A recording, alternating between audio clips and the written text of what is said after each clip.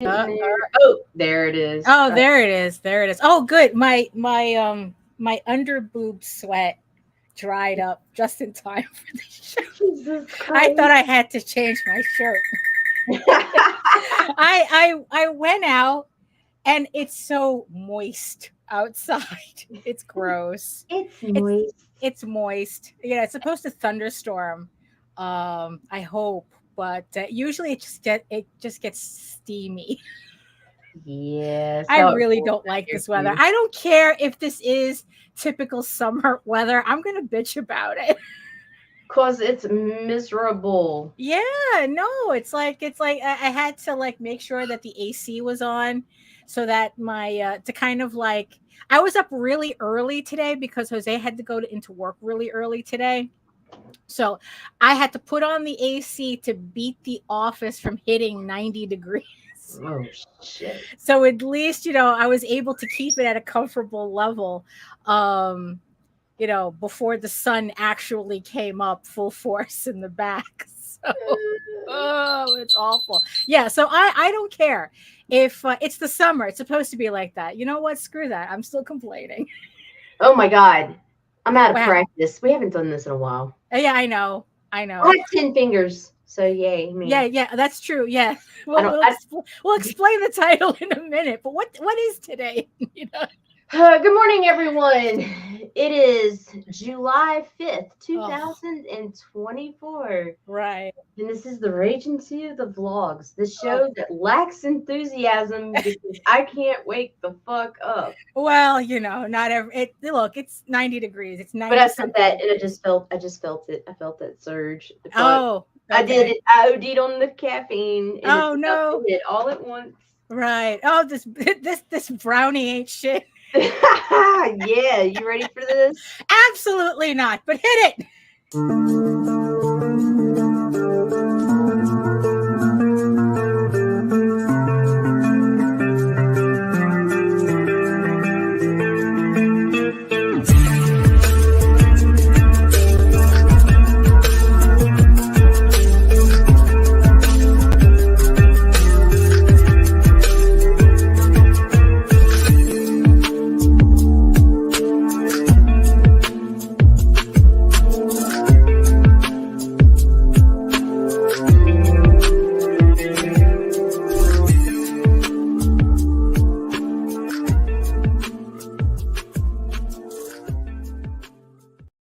Hey. Yay! Good morning, Daphne. Good morning. Hold on. Let me find my tabs here. Oh, here I am.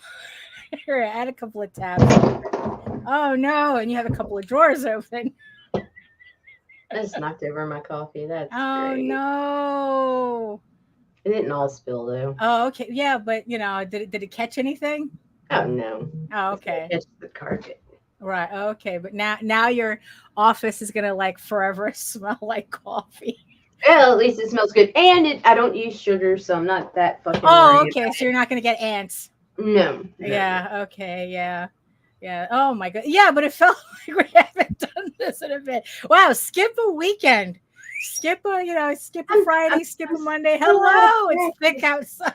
It's moist. Good Good morning, morning. everyone. Good Good morning. Good morning. morning. Hello, Rue. Hello. Hello, hello, hello. Oh my goodness. Yes. So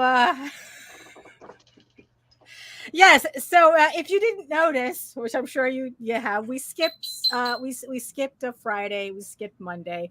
But hey, it was for a reason and I'll get to in a minute, but I learned a lot that weekend. You learn things. We learned things that weekend, but yes, and we just said good morning to the chat, and yes, I see you, my beautiful eyeball people watching us from regions beyond. If you are watching us from Facebook, if you're watching us from LinkedIn, come on over to YouTube, join the sexy people in the chat. And while you're here, make sure you like, share, subscribe, and hit the notification bell so you get notified whenever any of our shows go live. Oh, Nita, do me a favor though. If you hear my doorbell in the back, Okay. make sure you tell me. Because what's funny is that you're more likely to hear my doorbell than I am. I know. I mean, that is just so funny. Allegedly, I have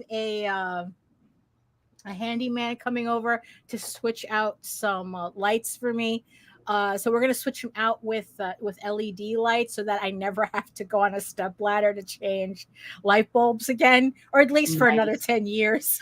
So if you hear the doorbell, that might be him, and I might have to go let him in. But he was supposed to be here at 9. My money is that he forgot. So, but if you hear the doorbell, make sure you tell me. Right. So I guess we might as well just start the show so that we could get the nonsense. It's onward with the shenanigans. Hello, everyone. My name is Daphne Lage, and I'm a cartoonist, illustrator, and comic book artist from New York. I have been self-publishing comics since 1992, and you know what that means. Well, then get your shit together. Get it all together and put it in a backpack. All your shit. So it's together. And if you gotta take it somewhere, take it somewhere, Take it to the shit store and sell it. Or put it in a shit museum. I don't care what you do. You just gotta get it together. Get your shit together. That is definitely mood. And I am known for the furry fantasy adventure Tall Tales. And my currently on Kickstarter, my medieval fantasy drama, Eagle Raven, Heir of the First Unicorn, which is in its final week on Kickstarter. The Kickstarter ends next Friday. I had to double check. Yes, it ends next Friday. This is the campaign for Eagle Raven, Heir of the First Unicorn, Volume 2, which collects issues 5 through 8 of this 15-issue series. So if you haven't picked it up yet, you have 7 more days left to pledge to the campaign. And thank you everybody who has pledged so far to the campaign. In the meantime, you can read both my comics online at egoworks.com, EGOWORKS. You can check out the series for free before you head on over to the campaign. And you can check out Tall Tales, that's TAILSonline.com. For those of you who missed the previous campaign, you can actually read it online for free until the next campaign for Tall Tales goes live later on this year. And you can also check out all my videos on how I make my comics here on YouTube at my channel at Daphne Lage, Lage Art. 500, almost 600 videos, live streams, draw streams for you to watch in my archive at your leisure.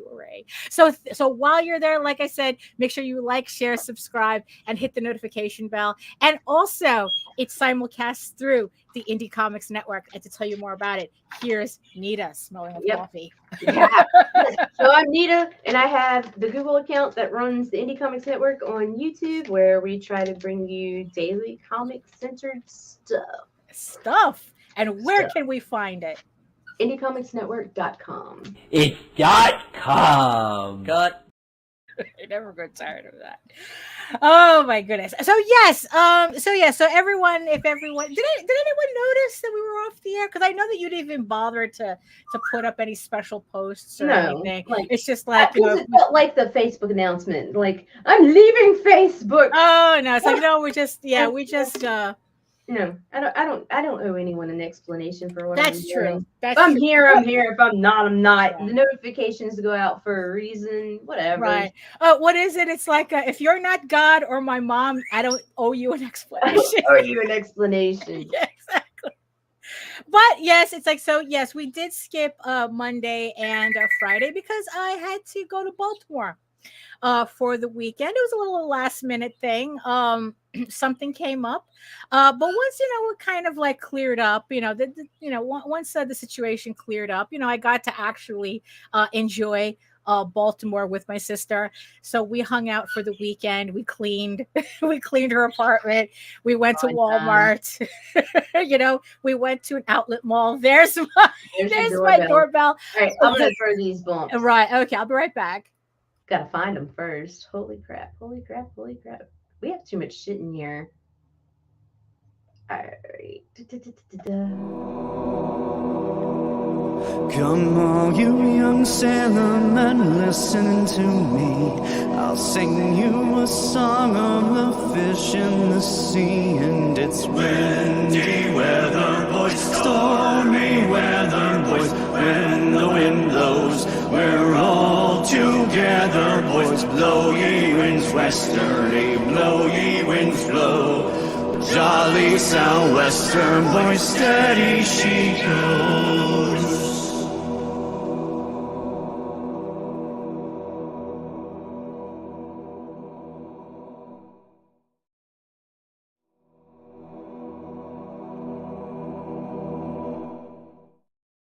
Art style kamikaze.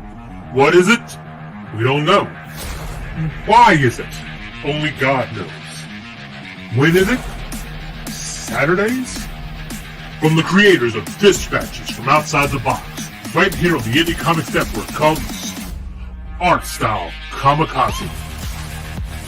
It's dangerous, I think.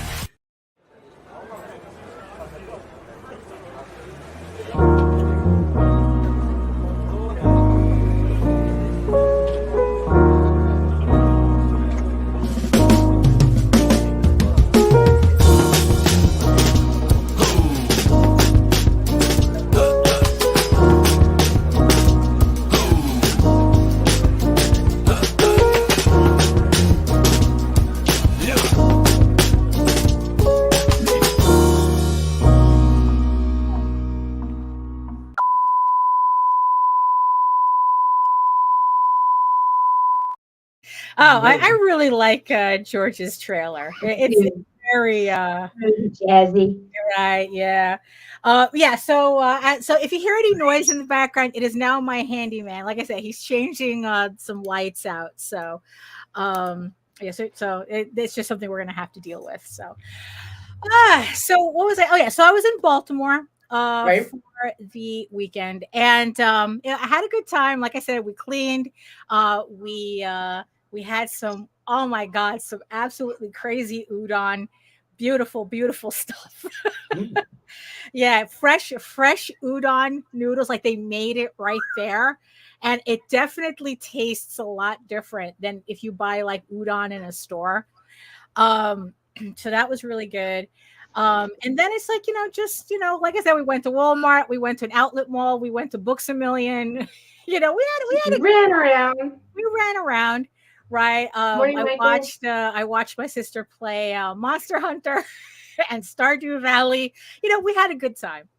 But the thing is, that whole just being away, even though like it was a last minute thing, in the end, it's like once I was there, I realized I needed to get away just as much as anything.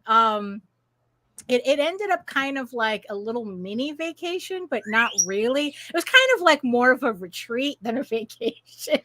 Right. Because even though I brought stuff to work, I brought my laptop. Once I was there, I decided it's like, you know what? I'm not doing shit. The only thing that I'm doing is I'm cleaning my sister's house. I'm vacuuming. Like I was doing that. I was doing that instead of working. And it's like, and it really helped clear my head. Like I didn't realize like I was like kind of burnt out until I was doing that, and it's like, oh, you know what? This really, worked out, Oh, and also I went by Amtrak, and it's like that was an experience in and of itself, because I can't remember I'm pretty sure we've taken Amtrak before, but I don't remember, but it was an incredibly pleasant experience. There was just something. I mean, it's like the train was nice. It was quiet. It was, comfortable, just being able to watch everything, it through the window and just past, it's like, it was just very, very pleasant. And it only made me upset that the United States does not have a high-speed rail system, I mean, Jesus Christ, socialist countries have all the fun, because I mean, really, I'd be hopping on a train more often, It's like it was just like really, really nice, and it was very simple to maneuver. And of course, the only thing though is that price wise, I mean, but then again, it's like it's not really supposed to be cheaper than taking your car. It's supposed to be cheaper than an airplane. And I didn't realize by how much when I saw that an airfare to Baltimore on that weekend was $1,000.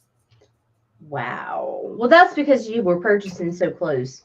Right. Yeah. And it's so, like, and even then I know that if I had more time to schedule, I could have gotten my train tickets cheaper. But which was like about $300 round trip for the weekend. But I know, yeah. Well, for me that's a lot of money. Wow. But because my sister said, because my sister said that when she came out here the last time from Baltimore, it cost her like $50 each way from here to New York. Damn.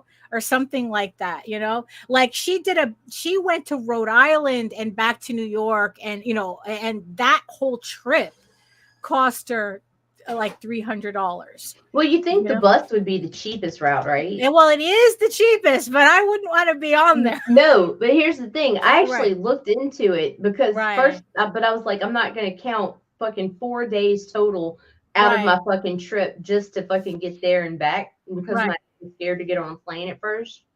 Right. It was like really jacked up because the bus fare for Greyhound actually ended up being more expensive than the flight out. Yeah, which is ridiculous. Like you would think, but still though, it's like if I 2.5 days to get there. No. Yeah, no. I think that I could have sworn that there was one time we took a Greyhound from Florida. I don't remember. Like I remember us taking a Greyhound that took us too long. It took us too long. That it was literally a trip that we made and we said never again, and then we blocked it out because I can't remember what we took that bus for. Hell, just going from Louisiana to Florida when Meredith passed was like fucking nightmare fuel. Yeah. The trip back was even worse. And it's so, but I really was because I was like, I'm not getting on a plane. I'm not getting on a plane. I mean, ain't nobody worth getting on a plane for. Well, I lucked out there. Yeah, you did. But like a train was not an option. Like a train's not an option. We have Amtrak, but I would have to drive all the way to fucking New Orleans to catch the train. The train does go straight through, and I could go from New Orleans to New York, but there's so many fucking stops. Right. How long would it take? I think it was 4 days. Wow. One way. Right. Meanwhile, other countries, 45 minutes. Oh, we went to Baltimore Comic-Con that we took it. Hey. I don't even remember. It's like I said, we blocked it out. Right. but so I'm going to be one of those obnoxious train people. It's like, where's our Shinkansen? Oh my gosh. Where's our high-speed rail? It's like, Jesus Christ, what does it take to be civilized in this country? But but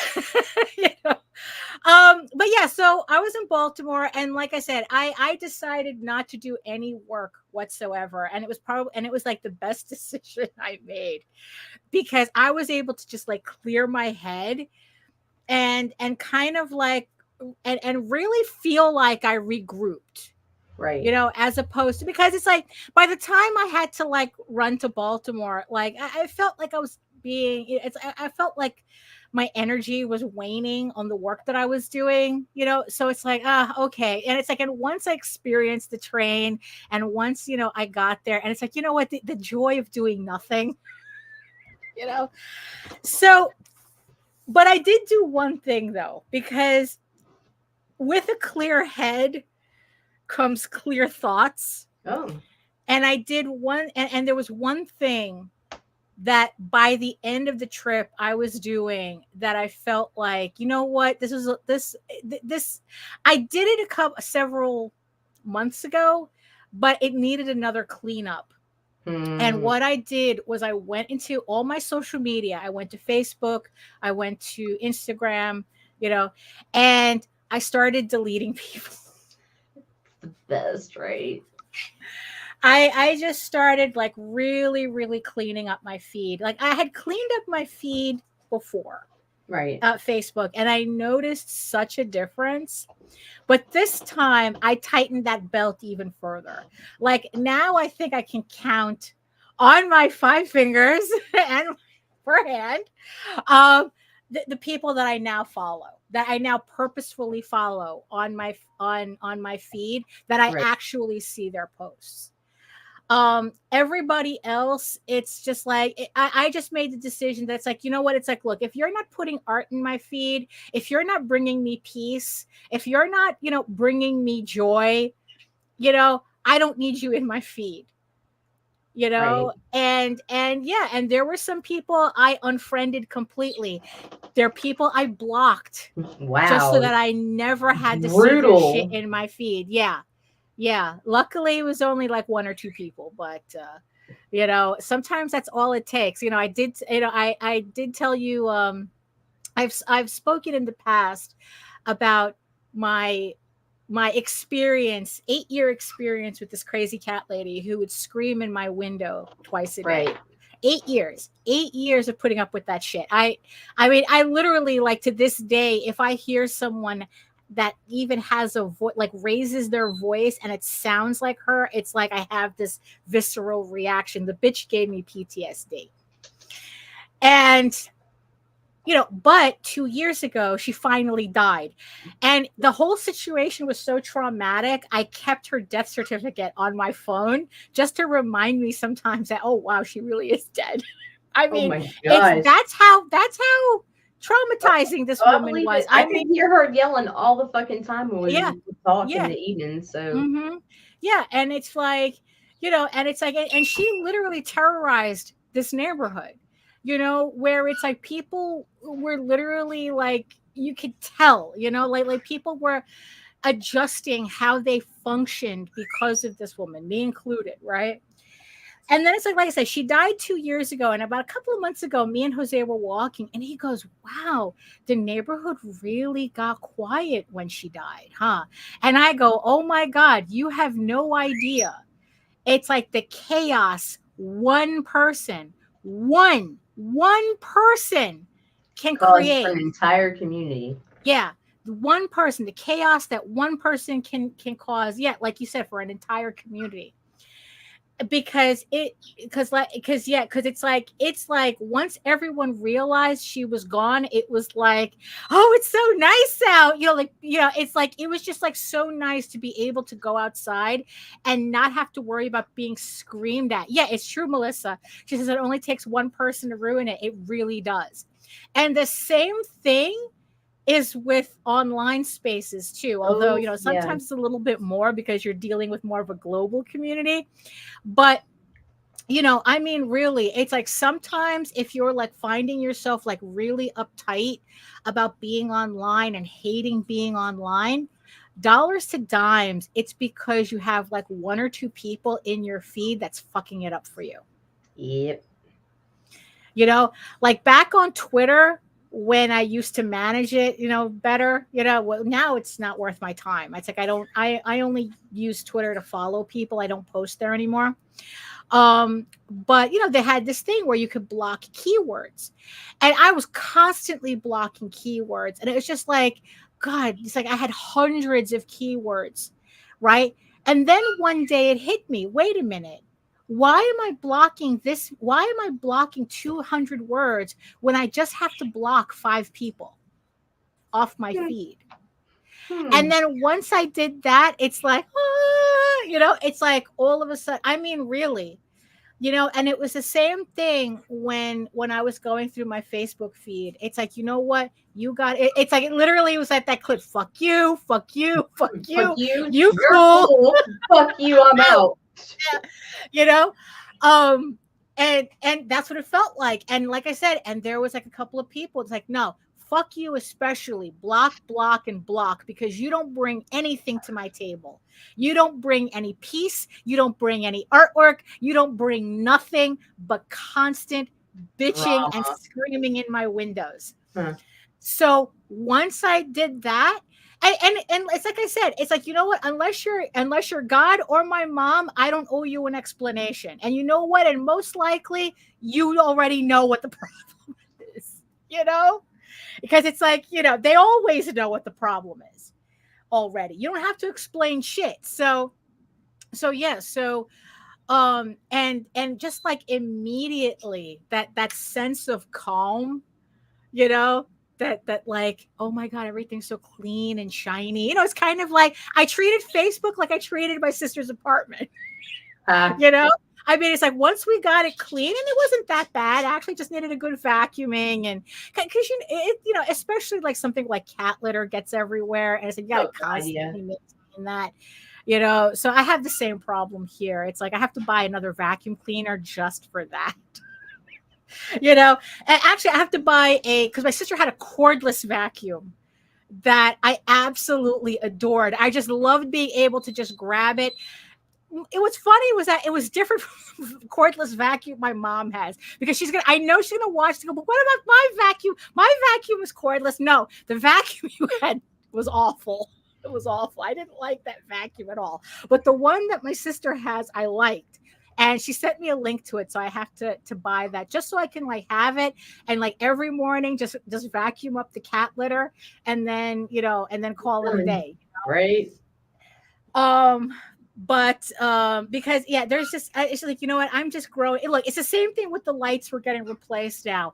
It's like, if I have to get on a step ladder, you've now made it extra work for me. And I can't deal with that. I'm at an age where I can't deal with that shit anymore. And you know what? Facebook's the same way. If you're making it extra, if you're turning it into work for me, I'm going to change this. Well, for you technically it is work, but I'm talking about like probably like mentally, like yeah. You know, if you don't bring me peace, pay me. Right. But you got to pay me enough to compensate for the peace that I'm losing. Right. So, yeah. Yeah. You know, you know, so, you know, so yeah, so it's the same thing with the lights. Or so also plugging in a vacuum, because right now I just broom up all the loose cat litter in a corner until I finally get the patience to plug in a vacuum cleaner to vacuum it up. Right. It sounds a lot worse than it really is. Yeah, I promise you guys, her house is clean. Right. Yeah. You know, you know, so if I had like, you know, so we'll kind of like worry about that, you know. So yeah, so the Facebook was the same thing. Once I vacuumed up all that cat litter on Facebook, you know, it was, you know, it worked out really well. And right. Because of that, I went into all my other social media and I started doing the same thing there. You know, it's because I have a lot of also I noticed I had a lot of redundant people. Like, you know, if I'm really following you on Facebook, do I really need you on Instagram? You know, that type of thing. You know, and it's like, since I'm more active on Facebook, if I'm already following you on Facebook, I don't need you on Instagram, you know? So I was kind of like cleaning it up that way. But yeah, that was, so yeah. So, so like I said, if you're feeling like being online is stressing you out, it's probably time to finally knock out those accounts that are actually the problem. Mm-hmm. You know, so that was interesting, because it turned out you were doing the same thing that weekend too, right? I was like on that same wavelength. Watching all this drama unfold, and I was watching these people talk back and forth, and the shit talk and the fucking mood, and it was just like, I don't know. I was like, man, fuck these guys. Right. Yeah. You know, and what's really funny is that like social media kind of creates this like weird, like, even if you don't mean it to be parasocial, it kind of creates that way that you think that, oh, I can't I can't delete people. They're my Oh, friends. yes, I can. No, yes, no, I they're can. not. They're not your friends. You're You not know, my friend. especially if they're only bringing chaos, into your space, right? I mean, Right. it's like I said, it's like, like I said, very few people made the cut, and it was just like, and when I, was deleting, people was like, oh, you know what? It's like, do I really know this person? Right. Do I really know this person to kind of like, keep them in my feed? And it's like, do I even like this person? Are they even posting anything that I wanna, Right. see? I mean, because there's a difference between unfriending, well, it's like unfollowing and unfriending. Right. Yeah, if I'm unfollowing you, it's probably a temporary thing. It's just kind of like, okay, let me kind of like narrow down my feed and then Right. kind of slowly bring people back in, right? But if I unfriend you, I don't want you in my feed at all. You're done. You're done. And if I block you, you're dead, motherfucker. You're dead to me. Forget it. Who are you? Yeah, right. That's that's the equivalent of a restraining order. Not even. So that was like really good to clean up. And when I came back, it's like, yeah, you know what? That's what I needed. I needed to kind of like clear my space because it was just becoming, I don't know, it's like I felt like my head was just so full of chatter that had nothing to do with nothing. It had nothing to do with what I was doing. It was just like all this random nonsense and chatter. And it's like, and it's like, and also there just comes a point where it's like, I really, it's like, look, things are tough enough as it is. I don't need to hear people kind of like doom whining about it. No. You know what I mean? Right. No, It's I get like, yeah, it's kind of like, it's like, you know what? It's like, look, because like, let's talk about Kickstarter right now, right? Okay. So, so Eager Raven has a week left on Kickstarter, and how so far, I mean, the campaign's doing okay. It's like I said, I appreciate everybody who's pledged to the campaign so far. Thank you so much. I really do appreciate everybody, right? But the thing is though, is that if I compare it to the Volume 1 campaign, it's about $3,000 under. It's performing $3,000 under than my Volume 1 campaign. Am I disappointed with that? Yeah, until I look at the back end and find out that a lot of that not matching up. I don't want to call it a loss because I didn't lose anything. It's like it just didn't match up what my previous campaign did. I'm not doing that, bullshit business math where it's like they claim they lost because you didn't aim, you didn't hit their imaginary projection number. So, it's a loss now. And I go, how is that a loss? You never had that money to begin with. So I'm, making sure that I think of it that way here too. It's like, okay, my first campaign did 8 something, I think. And then this one is around like 5 something. It's like, do I have a loss? No, because I didn't make that money on this campaign. Whatever money I made on this campaign is what I'm making. Just because it didn't match the first campaign doesn't mean I lost anything. It's, I didn't lose money, that's right. So it's just that it didn't meet my expectations. That's 2 different things. Right. But if I look in the back end, whatever expectation, like I said, I don't want to use the word loss because it's technically not a loss. You can't count money that was never yours to begin with. Right. It's, the PDF sales are kind of making up for it. I know in my last several campaigns, the PDF sales have been like really good. And that seems to be the trend that my campaigns are following now, where people would rather buy the PDFs than the physical copy. And it's like, you know what? The way everything balances out, it's like, you know what? I'm good with this. I'm good. Because we're all starting to look like hoarders. You know, I mean, yeah, well, long boxes. Yeah, I know, right? Your desk anymore. Right. You know, so at least, you know, with a PDF, you put it on your Kindle, you put it on your phone or whatnot, and you're good to go. Right. Right. You know, so I'm like, you know what? This is not that bad.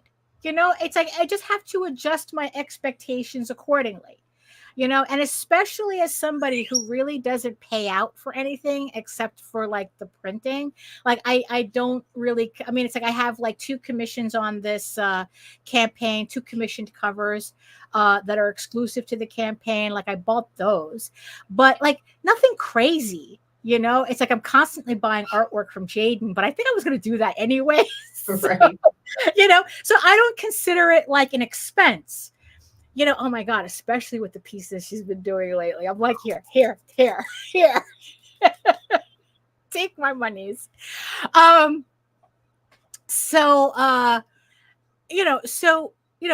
don't have to like, so my payout isn't really that much, you know, to make up for. So the fact that, you know, I'm having a lot of digital sales, it's like, you know, if I could have a campaign that's 100% digital sales, I would be mad, you know? So, but the thing is though, not a lot of people have the same attitude as I do, or at least I'm trying to. You know, I'm trying to put like a positive spin on it, you know, just like, okay, it didn't perform to my expectations, but it's still doing pretty good, you know, considering, right? And I don't know if there's an equivalent to doom scrolling where it's like all you see in your feed are people bitching about their campaigns. God. You know, where it's kind of like doom scrolling but for Kickstarter campaigns, where everyone is like Chicken Little on, you know, it's like, oh, the sky is falling, Kickstarter is finally failing, and this, that, and the other thing, and oh, we can't make money on a Kickstarter. And, you know, and it's like, and I go, you know what? I don't need this negative energy. If you, like I said, if you're not bringing me peace, I don't need you in my feed. Right. And if you're especially the type that every other post of yours is you bitching about something going on with your Kickstarter, you can, you know what? We're good. You know, you can go someplace else. You can go do that someplace else, but not in my feed. Right. You know, and I think that's also was a part of what was going on. My head was so full of other people's stress. You know, I love not being Melissa says, I love you, Daphne, but I love not being a hoarder more, although I will get physical. Look, if you just get the PDF, that's fine too. Like I said, it's all good. It's all good. You know, but when I feel bummed, I look through my backer list and see so many familiar names, and that it's a bigger reward to see the same people coming back again and again. Yeah, it is. It's like this particular campaign that I have is mostly people returning, and you know what? I can't ask for anything better. Then it's like, you know what, that people are still returning to my campaigns. They're still returning to my books. Even if they just pick up a PDF, they're still coming back. That's all I can ask for. But there are people who it's like, you know, they're constantly grousing, they're constantly bitching, they don't understand why their campaigns are not doing, they're not, you know, they're pulling imaginary numbers out of their asses and they're wondering why their campaign's not doing that. When you look at their campaign and it's like, bro, you have no pattern of making that type of money. Why are you expecting to make that type of money? And why are you considering a money that never was yours to begin with a loss? You know, like it was just like too much, right? It's like I don't like to follow the news online. I have very specific websites that I go to for the news, and it's like, and I spend very little time there, just enough to kind of get a gist of what's going on, of what kind of hellscape we're living in, and then I go. That's it, you know. And I don't want the equivalent of that on my feed, you know. It's like so yeah, so that was like kind of a part of it too, where it's like, you know what, I got to get all these people out of my head, you know, because, you know, it was affecting me. because you start to internalize that shit. It's like, well, if everyone's failing, then that means I'm failing too. It's like, no, I'm not failing. Wait a minute, I'm not failing. Right? I'm on this is a volume 2. I'm just finishing up issue 14. Where am I failing? Right? Just because everybody else feels like they're not meeting some kind of imaginary standard doesn't have anything to do with me. And that was the thing that I had to like clear out, So, but I could tell you who is making money on Kickstarter. And who is that?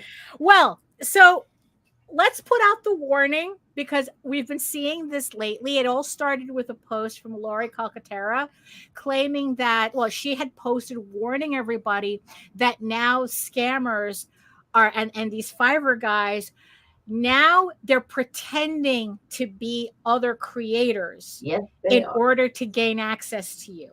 They know that the second you see Fiverr and shit in there, that you're a scammer, this, that, and the other thing, right? Now they're pretending to be other creators and creating honeypot posts. Right. I've seen this in groups where it's like, even in my fantasy novel group, there was somebody who came on that says, "Oh, I love writing. What, it's like, what are your, it's like, what are your top advice for writing, and what got you into writing?" And then, everyone started, and then it's like I took, and I thought, unfortunately, there are particular types of names that are kind of associated with these people. And this was one of them. And when I went to kind of click on the name to kind of like, okay, who are you? Why are you asking this? It turned out to be a honeypot post, where they were like getting people to answer them. And then I guess they do whatever, like they either try to contact them directly or, try to find out like, okay, who's selling books, who's running campaigns, it's like, so it ended up to be a honeypot post. So, and Lori had said that she had gotten some people pretending to be other creators asking, like trying to like give advice. Right. And she's like, "Oh, you're just another," right. So the other day, Jose told me that he had gotten contacted by somebody. And he thought, and at first he doesn't really think about it, right? He doesn't, because him, it's like he doesn't really pay attention that much to the people who contact him. So, and it's like, oh, it's like, they have a campaign and this, that, and the other thing. And they were wondering, I don't know what exactly they were asking, but I guess it was he said Jose said it started off with a hi, one of those, right? And then it's like, oh, okay, it turned out to be this creator. And it's like, and then it's like, and I go, wow, they made it past hi? Because the second somebody just sends me a DM that says hi on it, I delete it. Yep. Hi. Oh, gone. I don't even want to know you. I'm busy. Yeah, gone. Right. So then, it's like out of curiosity, I thought that maybe it was somebody who was trying to get on his show. So he looked them up. And this woman had a Kickstarter campaign. Well, she's had several. And her most recent campaign, which this was for a web comic that she had started in 2012, was on Webtoons, and she was now getting printed by, I guess, like a subdivision of Image. And her last campaign was made over $600,000. John says, it's the constant negativity of the indie comics crowd that has me withdrawn from interacting on streams. I'm just posting my Angel series for free on a webcomic site. I'm just going for readers. No, it's true. That's kind of how I was feeling too that weekend. That it's like, it was just, it just, the whole thing, I was just tired of listening to other creators complain. And it's like, what? This is not conducive to my work. So, so this woman made $600,000 on her campaign. Right. And Jose was like, what the fuck? Why is a woman who's made like over $500,000 on a campaign contacting him? right? And we kind of like talked about it a bit, and it's like going, you know, and we were like, oh, you got to get an interview with her, you know, this, that, and everything. And when we got into a conversation about, you know, it's like, wow, it's like, you know, what kind of audience did she build? How did she build her audience and this type of thing? You know, it's like, you know, it ended up a separate discussion, but we're like, oh, well, invite her on, do an interview with her one-on-one and ask her those questions, right? Right. So, you know, because it was like kind of, oh, hold on. Oh, hold on. She abandons me and I don't have anything to fucking say right now. Jesus Christ. But hey, check this out. It's Monty Moore. I'm a 30-year comics veteran in comics, games, and movies, and you've been watching one of my absolute favorite podcasts, Catch the Craze. You are watching Catch the Craze. What am I listening to? And you're listening to Catch the Craze. Where are all the indies at? A Catch the Craze podcast. What are you watching? I'm watching Catch the Craze. What are you going to do? Subscribe now to Catch the Craze, the #1 show online for independent. Have you subscribed to? You are an independent. Catch the craze. Making moves on your own. Catch the craze. On your grind in the streets. Catch the craze. Join the movement. Catch the craze. Jesus, I can't believe your traitorous whore video. that was back in the day. That was back in the day. Also, I can't. I'm a little surprised at how empty the office looked. So yeah. So you know, we were just talking about it. I told Jose, it's like, oh yeah, it's like, you know, get her on an interview. You know, Right. So then it's like he started doing a little bit more research on her Facebook page. Right. And then he's like going, I think there's something wrong here. And I go, and you know, and I haven't seen the page yet. So, and I go, why? And he goes, you know, because there's come a point where it's like, you know what? She's making over $500,000 on Kickstarter. Why is she contacting a dude with 400 subscribers on his YouTube channel? Right? You know, and then with also kind of like raised his another red flag was that he ended up getting a DM from another creator kind of doing the same thing. You know, it's like, hi, it's me.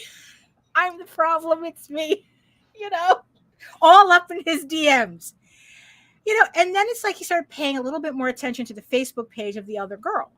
Right. And then he's like going, you know, there's a lot of posts here in a different language. You know, like it has her artwork on it, but then it's like it was interspersed with some like kind of like weird posts. And then it's like I finally took a look at it, right? So I looked up the person, found their campaign I started with their campaign on Kickstarter. Yeah, $600,000. It's like, oh. Jesus Christ. You know, because I remember Melissa saying the thing about, oh, yeah, the Webtoons, don't sleep on the Webtoons girlies because they put their shit on Kickstarter and, you know, they're outselling Polito. You know? I mean, you know, and then it's like, you know, so on the regular, you know? So, you know, so I go from her Kickstarter, right? And she has her Facebook link there. I go to click on the Facebook link. There is no Facebook link. Like Facebook says that the page does not exist. And I go, oh, that's strange. So then I find her other links. I go to her Webtoon page. She gets like 4 million views on her Webtoons, right? Right. And then I have finally find her web page, which I guess is where she started, right? We're putting up her webcomic back in 2012. And I guess she just converted everything to Webtoons. And it's not even like a nice conversion to Webtoons. I guess she does like this webcomic where she does it in panels, you know? So she just plopped the panels onto a Webtoons template and dumped it on Webtoons. Like, it's not even attractive, the layout. She just dumped it there. And then 4 million views later, she's making $600,000 on Kickstarter. You know, and then it's like I'm looking at her website, and then I realized she has links for everything else but a Facebook page. Right? I go find her website. You know, I go find her Facebook page on Facebook, right? And it's her name, but she only has 200 followers. And she only follows 200 people. And I'm like going, oh, that's really odd, right? Are you telling me that a woman who makes over $500,000 on Kickstarter and has a webtoons with 4 million views only has followers, doesn't have any followers? And I told Jose, it's like, you know what? It's a honeypot. It's like, this is fake. This is fake. Whoever contacting you, this is what Lori was warning about. This is, you know, and he had friended them. And I told her, and I remember something that you had said, where it's like that they want you to friend them so that they can gain access to your friends list. Right. And I told Jose, that's like, unfriend this. This is block those accounts. Yeah, block and block, because it's a fake account. And so he did that, and it's like, well, you know, the idea was good while it lasted, you know? Right. You know, but you know, and that I ended up blocking the account. What I should have done is I should have reported it first, then blocked it. I forgot to report it because it was fake.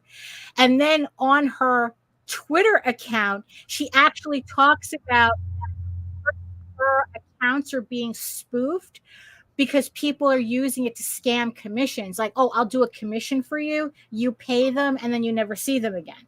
Right. So she was warning about that. So this might have been like a part of that too. So everybody be careful now. Cause I told Nita this, and I go, yeah, it's like, you know, this is what's going on. And she goes, yeah, you can't trust anybody anymore. You have to vet everybody. You know, cause yeah, it's like the scammers be scamming, right. You know?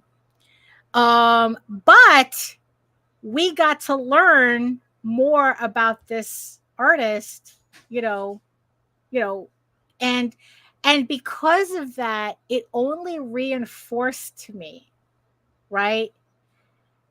Audience. You want the secret sauce to making money on Kickstarter? Audience. Doesn't matter what you're selling.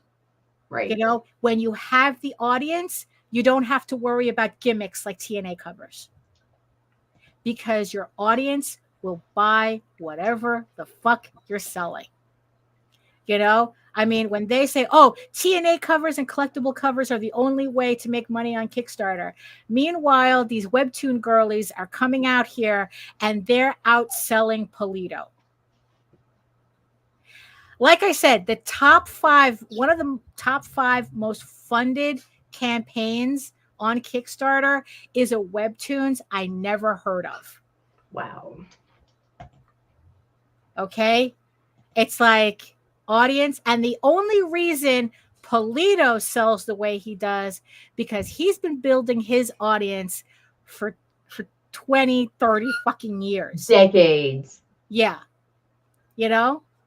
I mean, yeah. Is he doing TNA books? Yeah, sure. But you know what? He's pretty much the only. It's like what, him and Dan Mendoza, pretty much. You know, everybody else, everything. The rest of you guys, you're just running a gimmick on Kickstarter. These guys are making money. You know, because audience. You know, I mean, yeah. It's not sexy. It's not easy. You know, but if you want longevity in what you're doing, no matter what you're doing, it's the audience, stupid. You know, and just to see that reinforced only because we were trying to avoid a scam. You know, it was like that was like an interesting learning experience.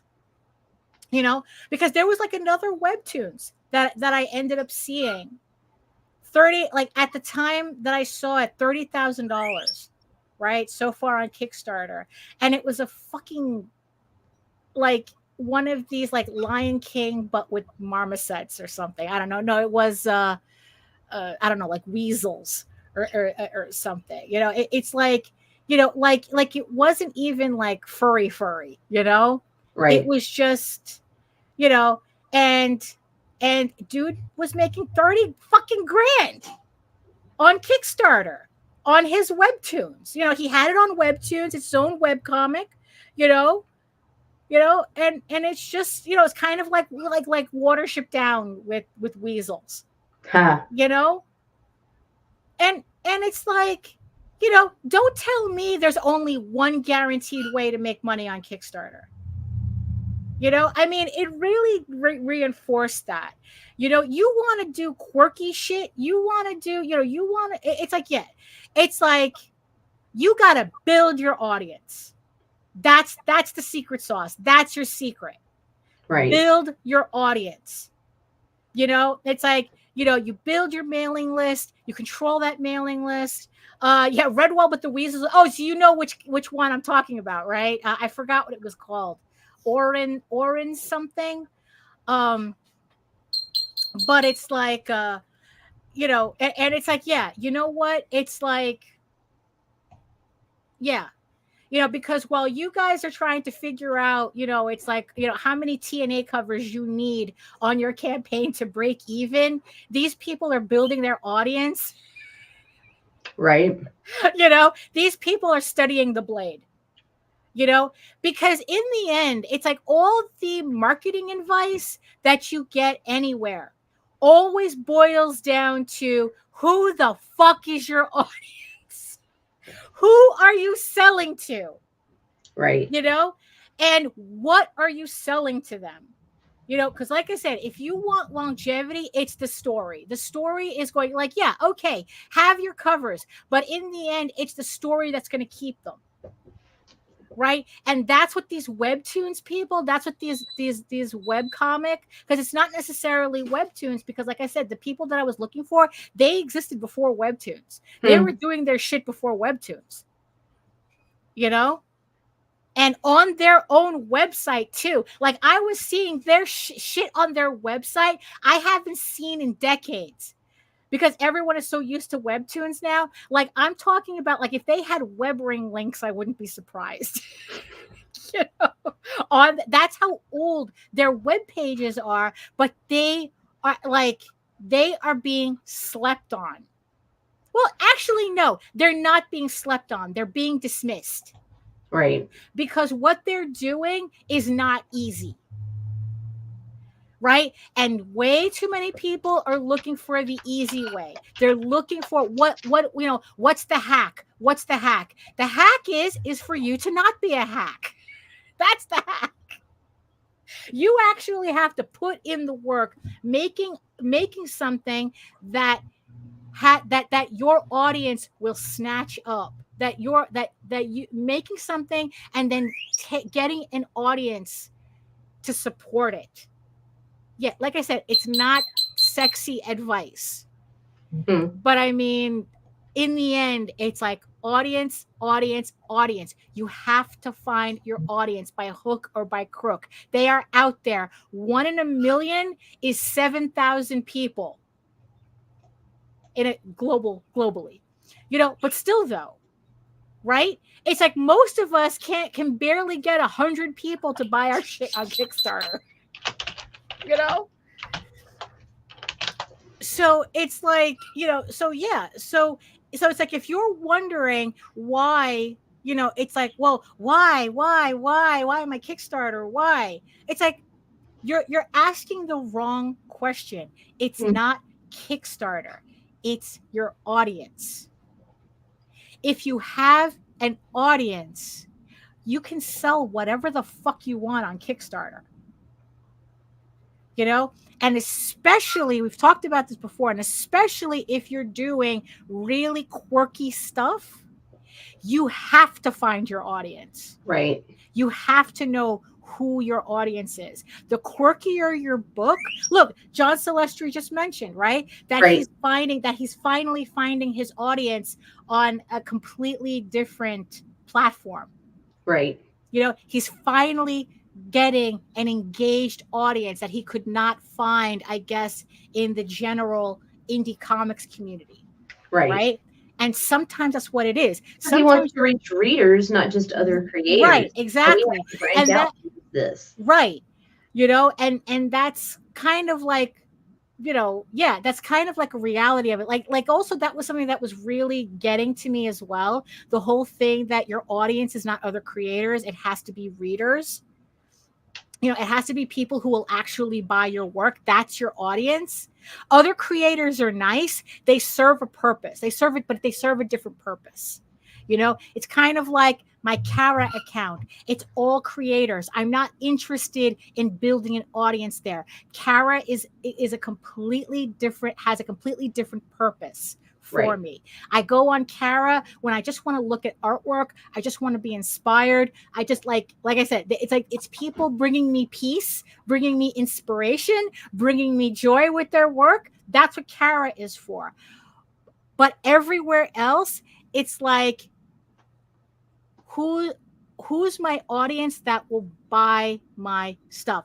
Again, I'm not saying creators do not buy product, but there's not enough creators to create a sustainable audience. Right. This is something that I learned off of a fine arts, Kelsey Rodriguez. She's a fine artist, and she said that, you know, that it's like, creators are great. When creators are buying your stuff, that's great. But there is not enough creators to create a sustainable audience. Your audience has to be outside of that. So that's another thing you have to think about when you're looking at, okay, who's my audience?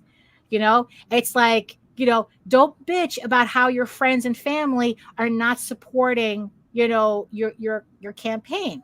They're not supposed to. They're not your audience. You know, you have to find your audience. Look, I can't tell you how to do that. It's like, because that's something that I'm still navigating myself. You know, that I cannot possibly be the only person who enjoys the type of work that I do. Right. You know, and I know for a fact there's at least 150 people to start off with from my campaigns, but there has to be more. There has to be more people out there. I just have to find out where they are, how to get to them. You know, it's like this, it's like, and here's the thing though, right? And here's also a thing that came up with that conversation about this woman making over $500,000 on Kickstarter. Right? She talked about how she was teaming up with Image, a subsidiary of Image, that to a point where now she could afford to like hire her colorist on full time to put out more pages. Right? That's how much money she's making. Well, fucking $500,000, sure. You know, I'd fucking have Jaden on the payroll.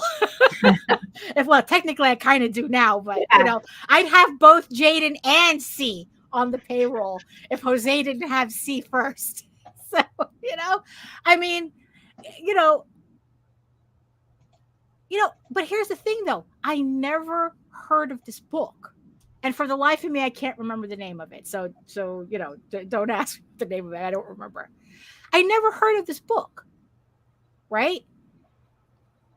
So with teaming up with Image, what the fuck did they bring to the table that got this woman over 3,000, 4,000, 5,000 backers on her campaign?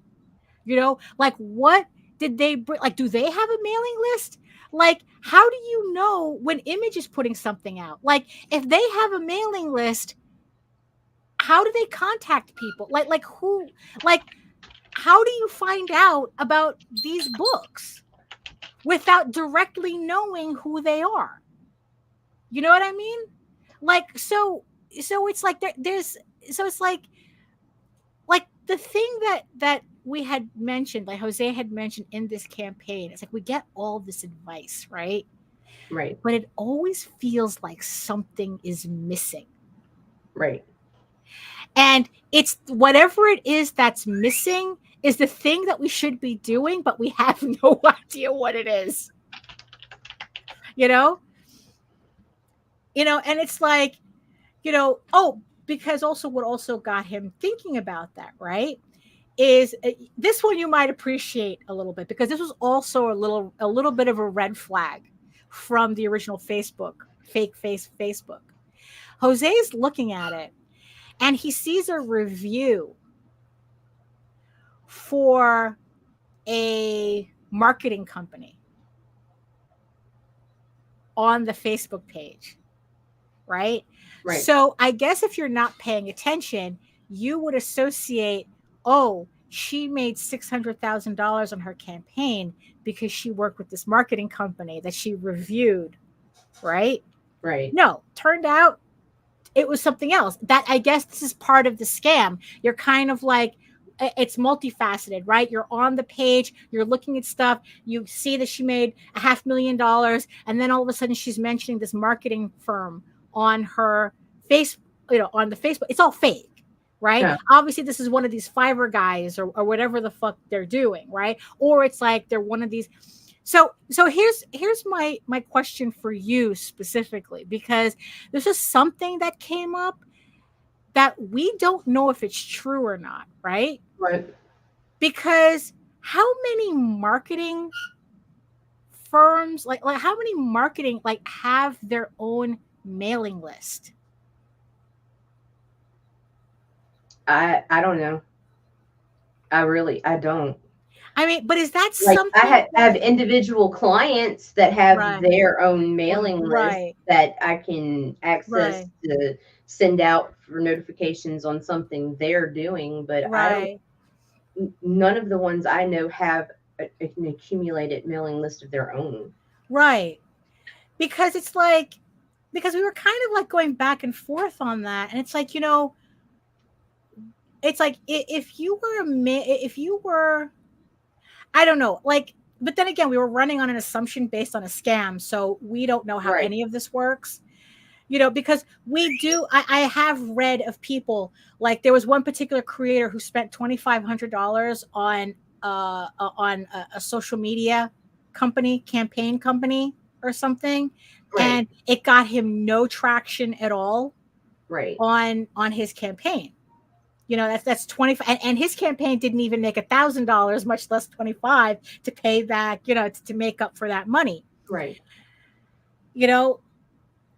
So I don't know. It's like, and that's why the marketers, it's frivolous. Like I want my own personal mailing list, but that's about the network, not about the books that everybody individually sells. Right. Because I can build an overall general audience, but I can't build a target audience that's going to be specific to everyone I fucking promote, because everyone I promote has a different audience. Right. So, no. So that like technically that wouldn't be something you would look for. I don't think it would be fruitful. No. Right. It would be just as well to just do a Facebook ad or something, right? Right. For as generic as it is. Right. Like, no. Because it's like, because it's like, we were just wondering, it's like, what do they do? Yeah.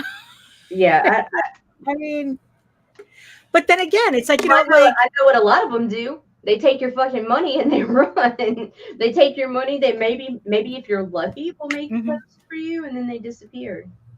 Right. Like, that's what they do. Right. Yeah. Especially if they contact you. If somebody contacts you for marketing and you haven't reached out to them or put the word out to other people that you're looking for someone to help you market, run away. Right. Yeah. Run away. I've never contacted one person. Right. I've been like, hey, do you need my help? No, never, not once. Heather Ellen does not contact people. Hey, do you need my help? No, not ever, not even once. Right. Yeah. The whole thing was just kind of strange because, like I said, it's like, it just kind of like, like kind of, like zeroed in the whole thing. Like I said, audience, right? But like there's something missing from all this information that we try to collect. Like I don't know. And it's just been bugging me since we had this conversation. Like, what's missing? What are we not doing? It's like where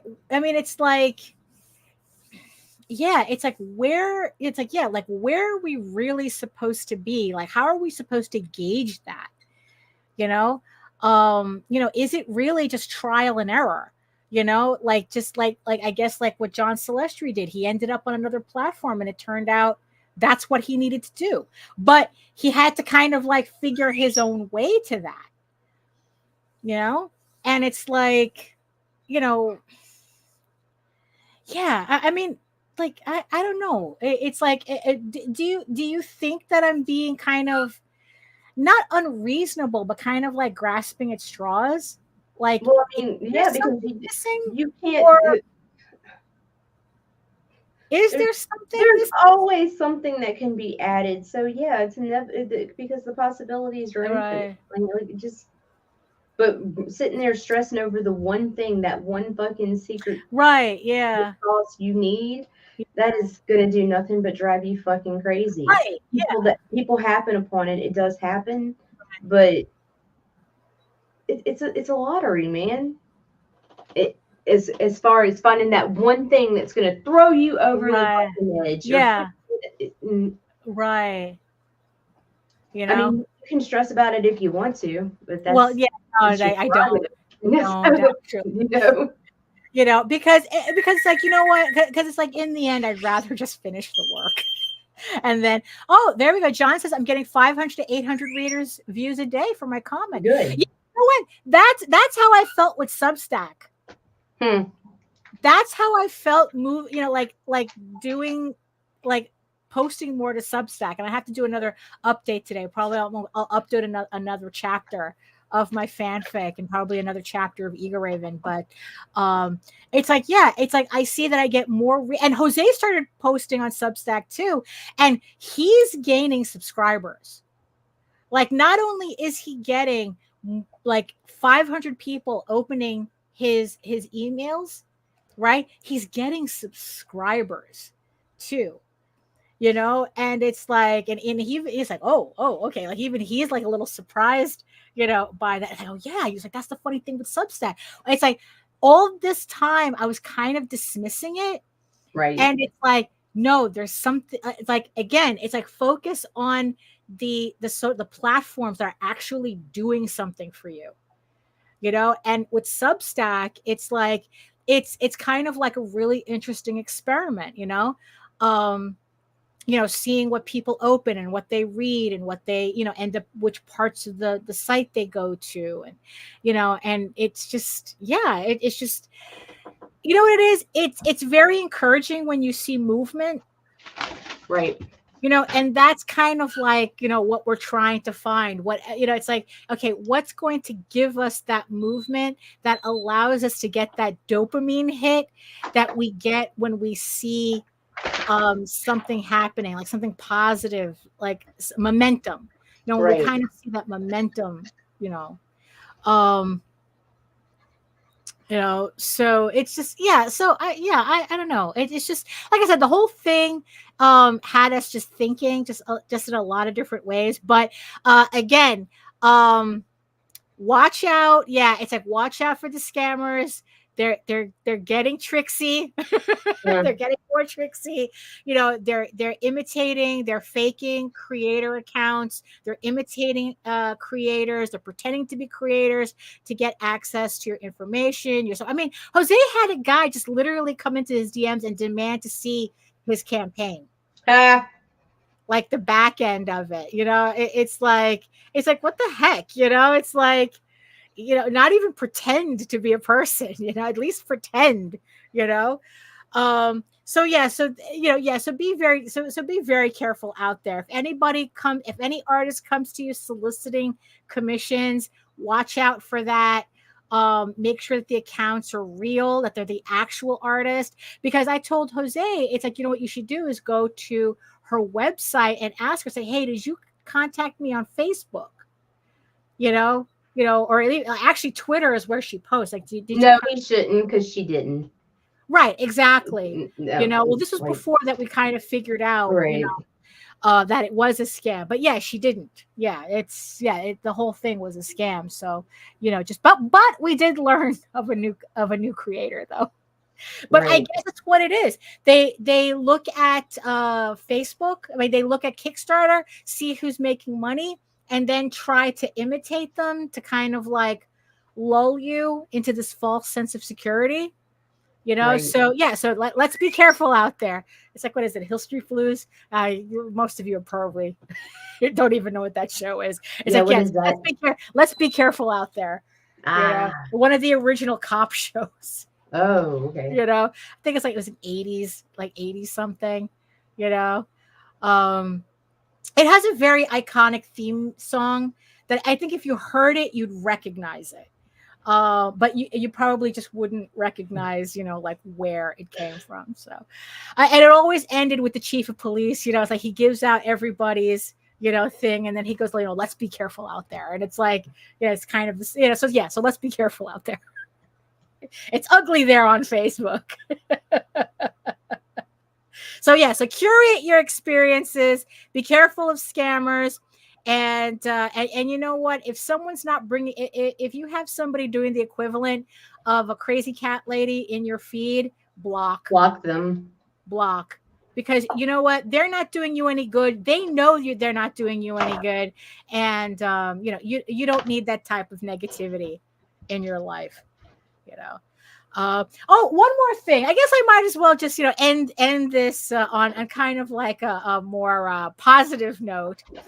So, although I don't know how positive this might be, though. So I finally got around to reading Goblin Slayer, right? Although I am reading it online because this is I ended up picking this up at a discount store, and it's the light novel.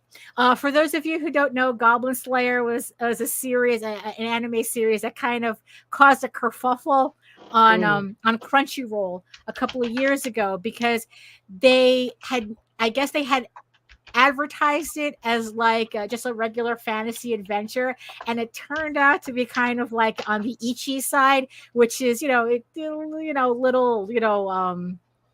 the adult side. A lot, like very dubious fan service. And a lot of parents got upset because, the crux of the book is about a group of adventurers hunting down goblins who they need human women to reproduce. Let's just put it that way. And very not consenting, to put it that way. A lot of torture, a lot of torture porn. But so I ended up finding the light novel at a discount store. It's like, oh, you know what? Let me give it a shot, right? I haven't gotten around to reading it, but I started reading the manga online, and it's not as bad as they made it sound like back then. Right. Does it have its moments? Yes, it's definitely not little kid fodder, that's for sure. But if it's like, I think that if you're looking for like kind of like a Dungeons and Dragons, campaign style, manga that has a little, that has some questionable moments in it, but it's not that many. It's not like, we're not talking about a Rosca Doji here. It has probably more in common with Porky's than it does with Legend of the Overfiend. But still though, it's like, but it's not, it's not as crazy as they made it sound like. And I find myself, I'm finding myself enjoying it. I love the artwork. I actually love the artwork. The story, it's pretty basic. I can literally scroll without having to read every panel because that's how basic it is. It's like you don't really need, but it's entertaining enough that it's like, I can say that I really, really like Goblin Slayer, you know, as a manga series. The only thing that I don't like about it, right, is this is the reason why I've said in the past that if a manga series has more than 10, maybe max 12 volumes, I don't touch it. Because it's like, oh, it's way too long. I'm not going to collect all these books, right? You were missing some good series. I'll take that chance, because here's the thing. With Goblin Slayer, I think I'm up to chapter 20 something. I would have to look at my feed. I'm up. I know I'm probably more in like chapter 30, right? And it already feels like I read the story 3 times already. You know, but you know what I mean? That means you haven't read Death Note. That means right. No, I haven't read Death Note. Full Metal Alchemist. No, I haven't. Oh, Bro, Lorraine, that's my sister's favorite. Those two fucking right there. Right. I'm telling you. Right. Yeah. I mean, 27, and I think Death Note is 12 or 13. Well, that's, you see, yeah, because 12, 13, that's kind of pushing it for me. But read it. Oh my god. Right, yeah. Read it. You know, but like Goblin Slayer, as much as I enjoy it, yeah, I'm at like 30 something chapters in, and I feel like I read the same thing 3 times. Right. And the shit is at like chapter 80 something. And I'm like going, it is not that deep. You know, it's like, you know, it's like, because it's funny, because I'm reading Goblin Slayer as I'm working, because it's, which is very weird, because it's serving 2 purposes. It's like, one, it's kind of serving as inspiration as I scroll, because that's how much I like the artwork. Right. And the reading is so simple. Like I said, the story is so simple. I don't need to read. I don't need to concentrate on it. I could just like scroll, kind of get the gist of it, and leave it at that. And I'm actually able to draw my pages while I have it scrolling. Right. So it works. It works twofold. Right. So I'll probably get to chapter 80 something, you know, just because of the way I'm going through it. But holy shit, though, if I were, I would not collect this series, because I am not collecting like 20 volumes of this shit when it's the same story every 30 chapters, not even like every 10 chapters, it's the same story over and over and over again. You know, he hunts goblins. He hunts goblins. Okay, we get it. You hunt goblins. All right, fine. You know, like that's kind of like, you know, how I'm that's kind of like how it makes me feel having that many chapters and really not that much to say. You know, and it's like, yeah. So it's like, yeah, that's kind of, so yes, I recommend Goblin Slayer? Yes, if that's the type of work that that's the type of thing that that you want to read, you want an easy read, great artwork, you know, and it's like, and if you don't mind the repetitive nature of the story, holy shit, it's repetitive. Jesus Christ. Are you selling, or because it doesn't sound like it anymore? You know, well, what do you mean? Well, you see, that's the thing, but you know, like I said, it serves a dual purpose for me. So like I said, I'll get through the 80 something chapters the way I'm going through it. And it's like, do I recommend it? Yes, but be warned, it's incredibly repetitive. Buyer beware. Yeah, buyer beware. You know, I mean, this is not Lodos Wars. You know, where it's like, you know, it's the whole Tolkien pastiche, but it has its own story going through, like tying everything together. As far as I can tell, there is no real overreaching story with Goblin Slayer. It's just adventure, and it just happens to be we're killing goblins each time. You know, it's like, okay. But I think what surprised me the most is that it wasn't really that big of a deal, because every time I saw Goblin Slayer, the manga, at any bookstore, it was always shrink wrapped. And it's like, and when we were at Books a Million, my sister went, it's like, oh, whenever I see a shrink wrapped manga, I have too many questions.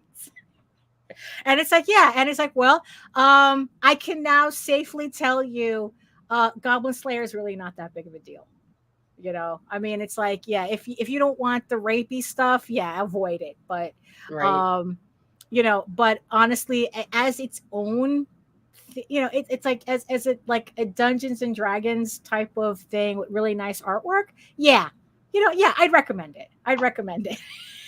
You see, I would have no system. It would be like, yeah, I recommend it, but you know, like I wouldn't. Yeah, it's like that. That's just what it is. So yeah. So Goblin Slayer. That was my read for the week, I guess. So yeah.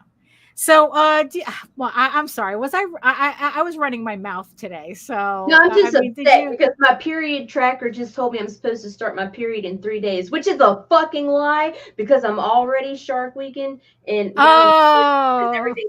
Because now it's telling me that I'm going to start my period on September 2nd, and this is nobody's fucking business. But September 2nd is the first day of my fucking vacation, which means I'm gonna be no, fuck you. I'm ordering birth control to stop that shit, and yeah, there's that. Oh, but the thing is, if you started now, nope. I know, but I guess no. But I guess right, the tracker, right? No, I'm gonna trust it, even though it was wrong this time. Right. And, yeah. So I'm gonna order me some Norepinephrine or whatever. Yeah. Some stuff. Yeah. While it's legal. My plan BBB. Oh no. Because I am not fucking flying across country and expected to walk around for a fucking week. Right, yeah. And I know that's just what you guys tuned in for. Right, yeah. It'll be uncomfortable. Yeah. I'm gonna enjoy myself this time in New Jersey and New York. Like, right, yes, exactly. No cramping, no hospital course. No hospitals, no, I'm not even gonna be a woman up there. Oh no. Oh my goodness. It's like you're sitting there going, menopause can't come fast enough. It can. It's like, what is taking? I'm done. I've bred. I did my duty. There. Let's go. They were fucking Pop-Tarts for a decade. Right. There you go. Yeah, all right, let's do this. Right. Well, so that's so as we come to the end of the show, I think that's a good. Is it a good place to end it? It's a great place to end it. There you go. I think right. So do we? So any announcements or anything that? Like, share, subscribe, follow the YouTube channel. Follow me and Daphne on Facebook. I'm posting a bunch of great campaigns. Yeah, and if you want to receive notifications for when shows are going live, subscribe and hit that bell. That's about it. Right, there you go. Yeah, so I couldn't have said it better myself. Whatever Nita said. So thank you everybody in the chat for joining us today. Thank you all our beautiful eyeball people for joining us today. Thank you so much. It's like, I hope everyone survived yesterday. Oh, I forgot to add. Well, it's like, obviously you survived. Everyone survived with your fingers intact. So there you go. Oh, I'm almost done.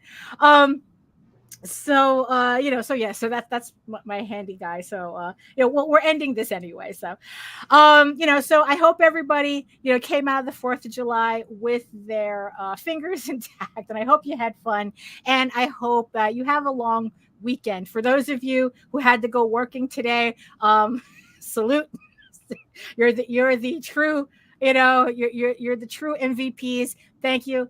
And and if you want to learn more about me and my artwork and everything else that goes with it, including my campaign, like I said, Eagle Raven is on Kickstarter. One more week only, closes next Friday. It's volume 2 of this collecting issues 5 through 8 of this 15-issue series.